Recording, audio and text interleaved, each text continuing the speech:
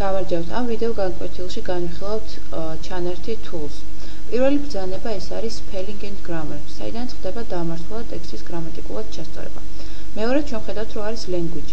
აქედან ხდება ენის შეცვლა მხოლოდ მონიშნული ტექსტისთვის, მხოლოდ გარკვეული პარაგრაფისთვის, მთლიანი ტექსტისთვის და ასე შემდეგ. შემდეგი ბრძანება არის word count-ი, რომლის საშუალებითაც ხდება ტექსტის სიტყვების დათვლა. მაგალითად, დავწეროთ რამე ტექსტი. შევიდეთ tool-ში, შემდეგ word count-ი და დაგვიწერა, რომ გვაქვს მოცემული 4 სიტყვა. გავხსნათ ისევ tools და გავაგრძელოთ მისი ბრძანებების განხილვა. შემდეგ არის line numbering-ი, რომელიც გადანომრავს ტექსტის ტრიქონებს.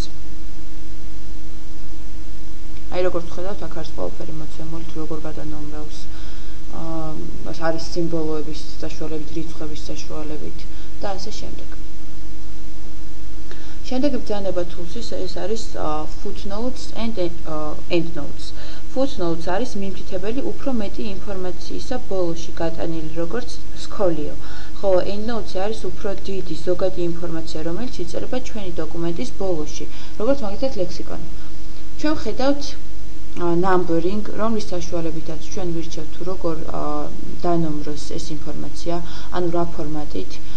გვაქვს ასევე counting-ი, ანუ რაზე დანომროს დოკუმენტს რაღაც ნაწილზე თუ გვერდზე. გვაქვს start-ეთი, საიდან დაიწყოს. ასევე ქვევით გვაქვს მოცემული თუ ხედავთ position-ი.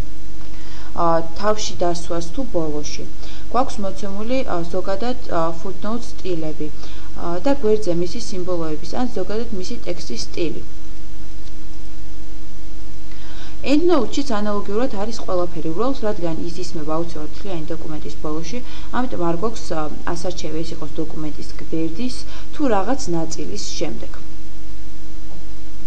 ასევე, ხედავთ სტილებს, ისევ numbering, starters, befores, afters, ანუ სად დასვას, როგორ დასვას და ყველაფერი ანალოგიური ისევე როგორც footnote-ში. ეხლა შევიდეთ ისევ tools და განვიხილოთ მისი შემდეგი ბრძანება Jelly-ი. Jelly-ში ის გვთავაზობს მრავალფეროვან გრაფიკულ ჩანართებს. სხვადასხვა სფეროდან, მაგალითად გვაქვს ისრები, უკანა ფონები, ტყვიისებრი ჩანართები, ან bullets, კომპიუტერები, დიაგრამები, გარემო, ფინანსები და ასე შემდეგ. გადმოვათრიოთ რომელიმე მათგანი ჩვენ სამუშაო არეში. და ვნახოთ მისი პარამეტრები. შეგვიძლია მოვკიდოთ ხელი და გადავაადგილოთ. შევუცვალოთ ზომა.